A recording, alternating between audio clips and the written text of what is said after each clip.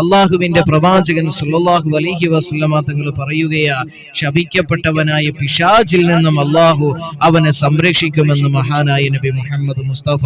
അവന്റെ ചതിക്കുഴികളിൽ നിന്നെല്ലാം അള്ളാഹു അവനെ രക്ഷിക്കുമെന്ന് മഹാനായ നബി മുഹമ്മദ് മുസ്തഫ സല്ലല്ലാഹു അലൈഹി വസല്ലമ തങ്ങൾ പറയുക, ശൈത്വാനിന്റെ ചതികൾ നമ്മൾ മനസ്സിലാക്കണം.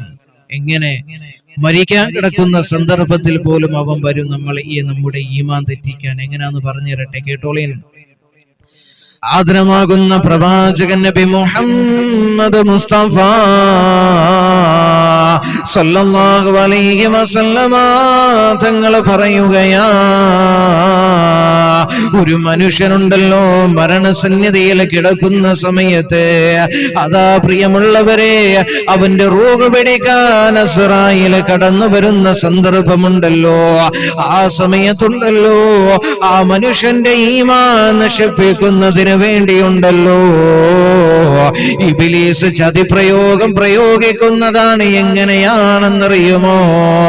അള്ളാഹുവിന്റെ പ്രവാചകൻ നബി മുഹമ്മദ് മുസ്തഫ സല്ലല്ലാഹു അലൈഹി വസല്ലമ തങ്ങൾ പറയുകയാ, അവന്റെ മരണപ്പെട്ടു പോയ അവന്റെ പ്രിയപ്പെട്ടവരുടെ രൂപങ്ങളിലേക്ക് ഇബ്ലീസ് കടന്നു വരുന്നതാ.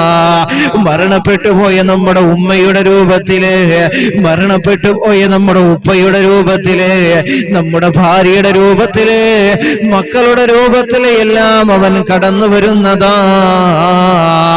എന്നിട്ടുണ്ടല്ലോ അവൻ പറയുമത്രേ, എന്റെ പൊന്നുമോനല്ലേടാ, നീ എന്റെ മോനല്ലേടാ, നീ മനസ്സിലാക്കടാ, നമ്മൾ വിശ്വസിച്ചിരുന്ന ഈ മതമുണ്ടല്ലോ യഥാർത്ഥ മതമല്ലടോ, നമ്മൾ തെറ്റിലേക്കാണ് പോയിക്കൊണ്ടിരുന്നത്, നീ ഇതിൽ നിന്ന് പിന്മാറണേ എന്ന് പറഞ്ഞുകൊണ്ട് ഈമാൻ തെറ്റിക്കാൻ അവസാന സന്ദർഭത്തിൽ പോലും അവൻ പരിശ്രമിക്കുമെന്ന് മഹാനായ നബി മുഹമ്മദ് മുസ്തഫ സല്ലല്ലാഹു അലൈഹി വസല്ലമ തങ്ങൾ അവിടുന്ന് പറയുമ്പോ, അവന്റെ ചതിക്കുഴിയിൽ നിന്ന് രക്ഷ വേണോ മുസ്ലിമേ?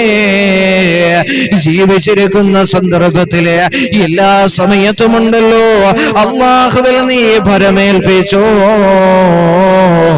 അല്ലാഹുവിൽ നീ ഭരമേൽപ്പിച്ചാൽ അവന്റെ കുതന്ത്രങ്ങളിൽ നിന്ന് അല്ലാഹു നിന്നെ സംരക്ഷിക്കുമെന്ന് മഹാനായ നബി മുഹമ്മദ് മുസ്തഫ